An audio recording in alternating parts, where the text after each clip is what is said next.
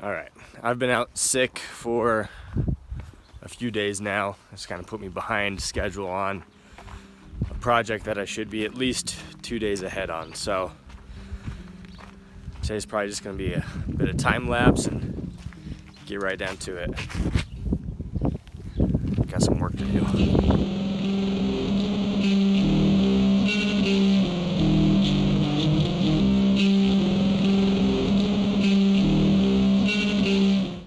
The car beside me here belongs to a longtime friend of mine, and in my previous business is a car that I sponsored. Now, to make sure I wasn't stepping on anybody's toes, I made sure that the owner of the vehicle actually contacted the new owners of the business to see if he wanted to be involved with sponsorship or marketing of any kind.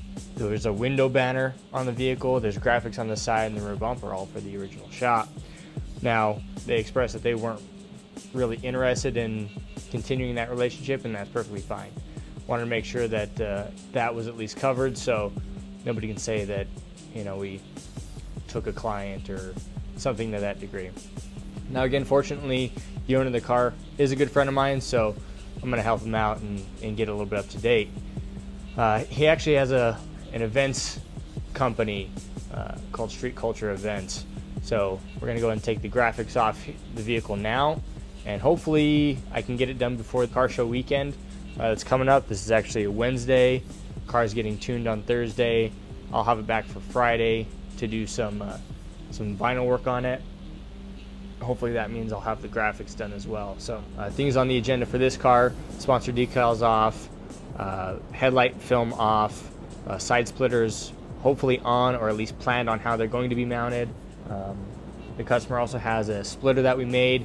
Unfortunately got in an accident, tore the thing up pretty good, so we've got to get that back, see if we can fix it, or we might have to make a new one. Yeah, that's pretty much the gist of it, so I'm just gonna get to work. So as you can tell, this has seen much better days. I'm not sure what exactly it hit, but it definitely hit something and has torn this up. Now the customer wants me to come in here and basically trim this up and reshape it in a way that it doesn't look like it was damaged, and then match it to the other side. The other problem that I'm going to have is trying to take out this curve that's in here. It's got a pretty nasty crease in here, and it's bowed in. It's pretty well misshapen. We'll see what I can do about that, but in the meantime, I'm going to get to straightening it out and then doing something with this space here. Then it's on to mounting it to the vehicle.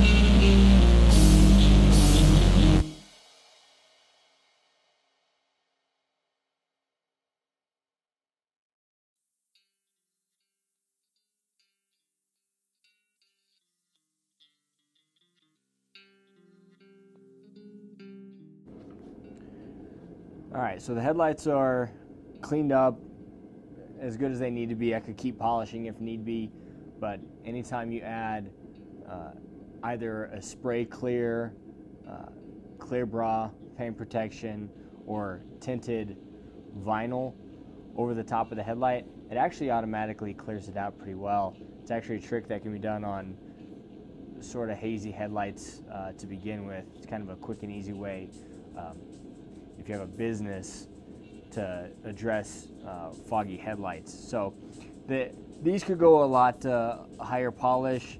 The driver's side was a lot worse to begin with than the passenger side was, so I spent a lot more time working on that one and polishing it out, and it's actually a lot clearer. But in any case, as soon as the material's over the top of them, it's going to bring it back to, you know, basically its ultimate shine in either case. Now, I think one of the problems I was having with the previous time the headlights were tinted, there was some discoloration and what looked like, at least on the driver's side, to have been some kind of chemical headlight treatment, you know, like the wipe-on treatments for headlight cleaning, or, you know, using the off-bug spray. There's some streaking and some cracking on the driver headlight over there, and I think there might have been some kind of chemicals in the lens itself, in the pores of the lens, that outgassed and actually caused the film to fail. So it's kind of one of the reasons I'm not too worried about going at it a second time. I'm not really concerned about those same issues coming up this time.